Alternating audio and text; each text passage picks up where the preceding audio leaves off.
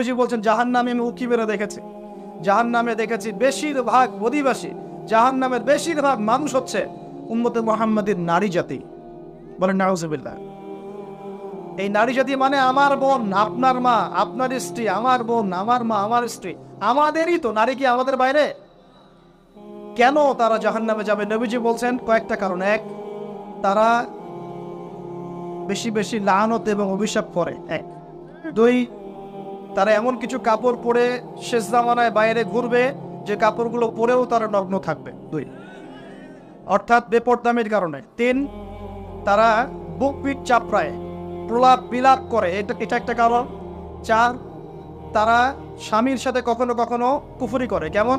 স্বামী সারা জীবন যদি তাদের ভরণ পোষণ ভালোবাসা দিয়ে যায়, কোনো একদিন যদি কোনো সমস্যা সৃষ্টি হয়, বলবে যে সারা জীবন তোমার কাছে কিছুই পাই না।